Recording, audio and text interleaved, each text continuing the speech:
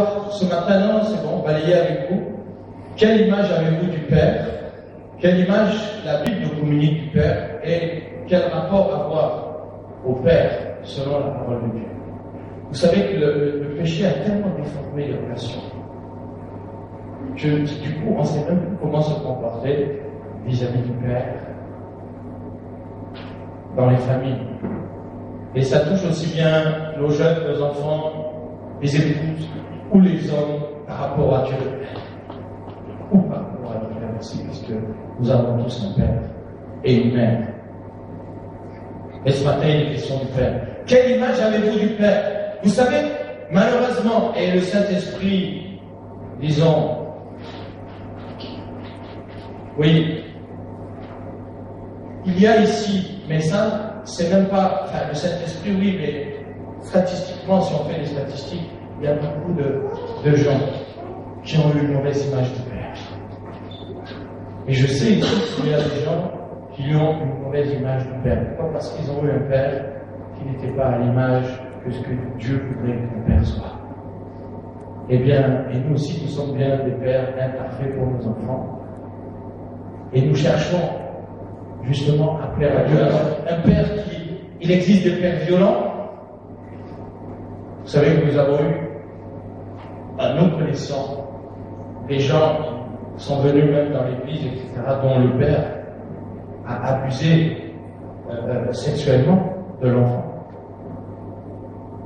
Alors, c'est sûr qu'à ce moment-là, je comprends qu'il est difficile, surtout si c'est une fille, de construire l'image du père et non derrière du mari et donc du père de mes enfants. Comment je vais faire? Parce que le père m'a violé, le père a commis l'inceste, le père m'a détruit physiquement et psychologiquement et intérieurement. Mon âme, elle est explosée, elle est en morceaux.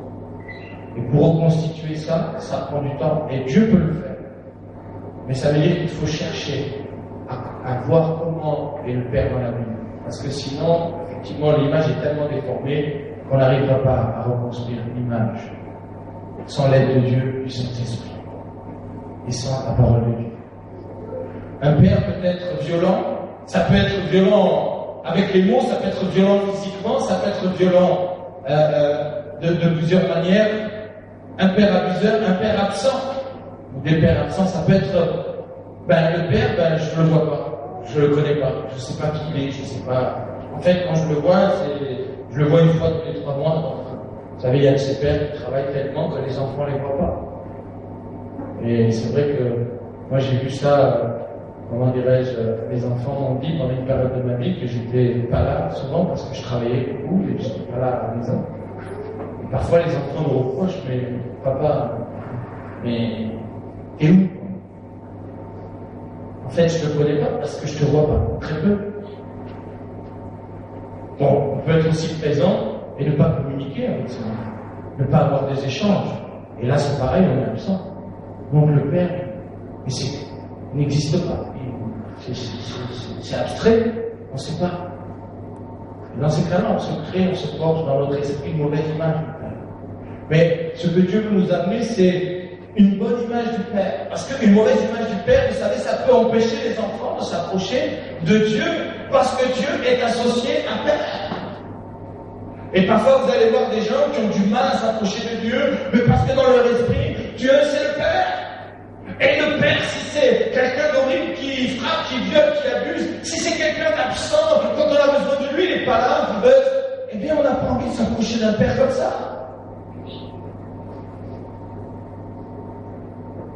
Mais Dieu, le Père, n'est pas comme ça. Et dans ce cas-là, c'est un travail que vous devez faire dans votre cœur. Mais le Père que j'ai, l'image du Père que j'ai, c'est pas l'image du Père de Dieu le Père. C'est pas l'image de ce Dieu de la Bible. Et puis, il y a une bonne image du Père peut aider les enfants à s'approcher de Dieu le Père. C'est pourquoi, Père, nous avons une responsabilité à l'égard de Dieu. Parce que l'image que nous projetons, elle révélera l'image de Dieu. Et je dirais que le Père est finalement pour les enfants l'image de ce que Dieu peut être.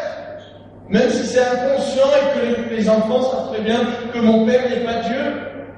Mais toutefois, l'image du Père, c'est l'image de Dieu.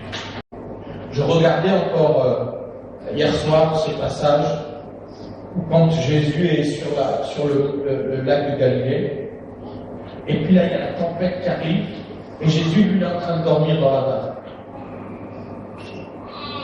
Et les disciples commencent à s'affoler, commencent à dire mais on va mourir là.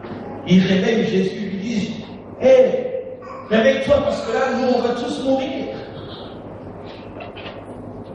Et là, Jésus commence à parler à la tempête et il parle aux eaux. Il parle aux éléments naturels. Il leur dit maintenant, avec autorité et avec fermeté, il leur parle, détermination.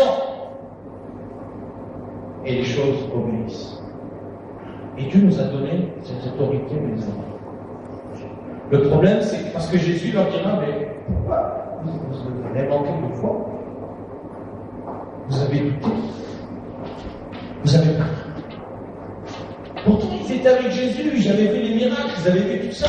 Ça me rappelle le peuple d'Israël qui sort d'Égypte, il voit le miracle de la mer rouge, il voit le miracle de la traversée, il voit le miracle dans le désert. Et puis en Canaan, ils disent, oh ben non, il y a des géants, on n'y arrivera jamais. Est-ce que vous croyez qu'on est meilleur? Est-ce que vous croyez qu'on est meilleur?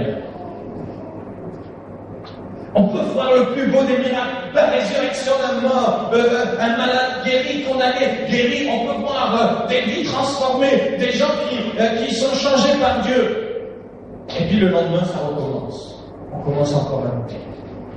On commence encore à remettre en question Dieu. On commence encore à effriter notre foi. Mais le Seigneur dit non. Je vous ai donné autorité. Et vous savez, je vais vous donner une clé. C'est un homme de Dieu africain qui m'a partagé ça, et c'est vrai que c'est tellement vrai. Il m'a dit, mais expliquez pourquoi les éléments, quand Jésus parle à la tempête et à la mer, pourquoi les éléments obéissent à Dieu? C'est très simple. Si Dieu a créé toute chose par la parole, vous êtes d'accord avec ça? Dieu a dit et la chose est faite. Ça veut dire que si Dieu a parlé, que la chose est arrivée, que la chose a entendu. Que donc les éléments ont des oreilles pour entendre. Oui ou non? Sinon pourquoi alors il est dit que Dieu a parlé et les choses sont arrivées? C'est que les choses ont entendu. Alors quand Jésus maintenant va parler à la tempête, elle s'arrête parce qu'elle entend. Quand Jésus va parler aux eaux, il s'arrête parce qu'ils entendent. Et vous savez, quand j'étais en Côte d'Ivoire pour faire la fête des tabernacles, là-bas, on avait réuni 3-4 000 personnes dans un stade, à Yopougon, dans un stade, il y avait plein de monde qui venait, mais il pleuvait. Et l'après-midi, je devais intervenir. Il y avait même l'ambassadeur d'Israël en Côte d'Ivoire qui était là-bas, il y avait aussi les autorités, etc. Et alors, il pleuvait, alors j'étais dans ma chambre d'hôtel, et je me suis souvenu de ça. Alors, si certains d'entre vous m'avaient vu, vous auraient dit que le pasteur est devenu fou. Je me suis mis à parler au nuage, de la part de Jésus, au nom de Jésus, parce que la Bible dit, faites tout au nom de Jésus. J'ai dit au nuage, j'ai dit, écoutez, vous voyez là, on a une réunion cet après-midi. Donc, vous allez arrêter de faire tomber votre pluie sur cet endroit où on va se réunir. Parce qu'on ne veut pas que la pluie empêche les gens de venir et d'entendre le message. Alors vous allez arrêter, s'il vous plaît, au nom de Jésus. Et vous allez retenir votre pluie. Et même plus que ça, vous allez vous écarter parce qu'avant que la nuit tombe, je veux voir le soleil briller sur cet endroit. Et j'ai dit après, par contre, une fois que c'est fini, alors vous pouvez vous lâcher. J'ai devenu parler comme ça au nuage. Et alors, l'après-midi, il pleuvait encore le matin, il pleuvait, je dis, c'est pas possible, ils n'ont pas entendu.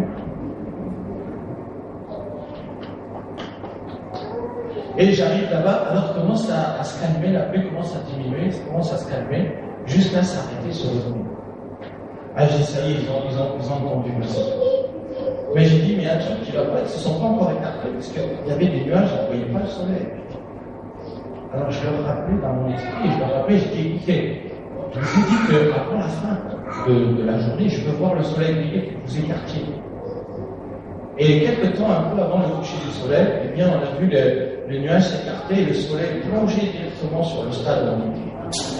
Alors je suis descendu dans le stade, j'étais voir le soleil et puis j'ai loué Dieu, alléluia.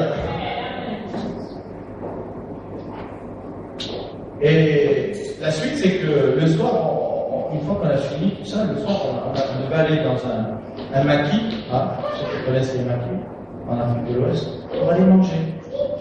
Mais le problème, c'est que les nuages, ils avaient entendu jusqu'au bout.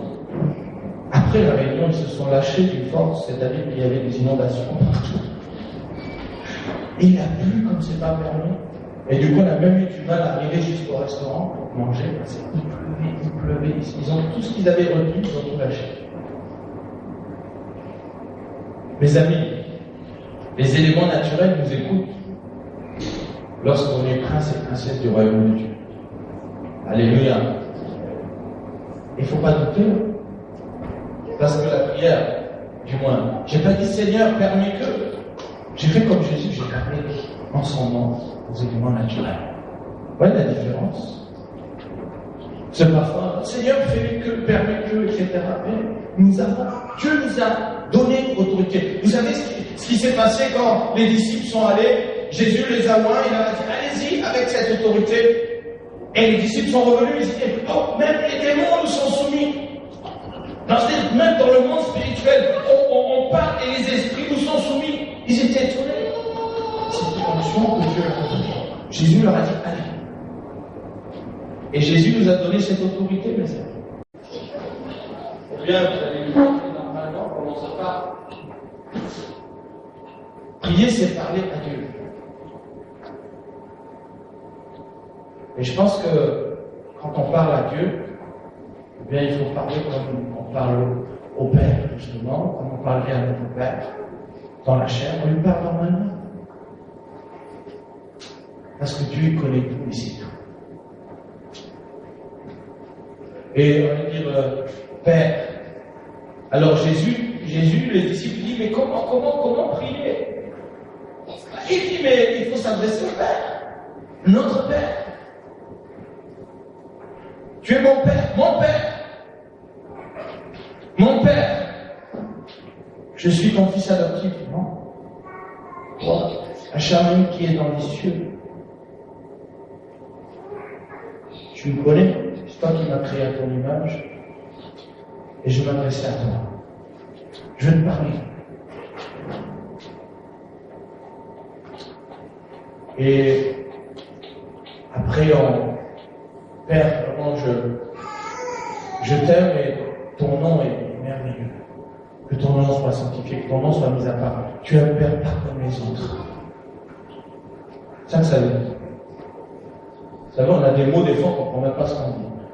Notre Père qui est aux cieux, que ton nom soit sanctifié. Puis après, tu te demandes aux gens, ça veut dire quoi? Ben, je sais pas.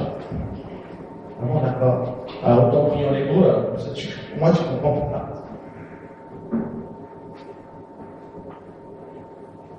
Sanctification, ça vient de saint mis à part. Ça veut dire que, quelque part, ton nom est pas comme les autres noms. Tu es un père à part. Tu es un père séparé des autres. Tu es vraiment à part.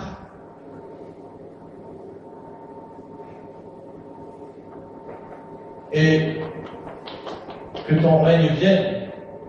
Hein? Que ton règne vienne.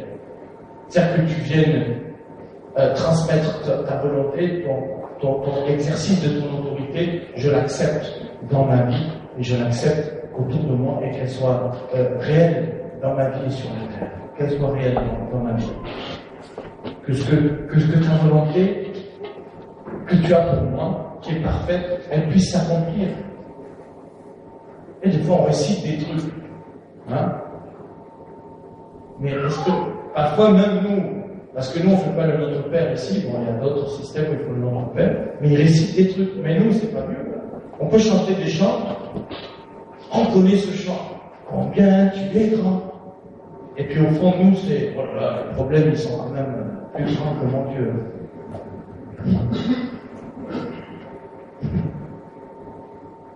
Les attaques spirituelles, oh là là, pasteur, si tu vois, c'est plus grand que Dieu. Hein. Je suis tellement attaqué que... Mais est-ce que c'est pas Dieu qui est plus grand? Je vous pose la question, est-ce que c'est pas Dieu qui est plus grand?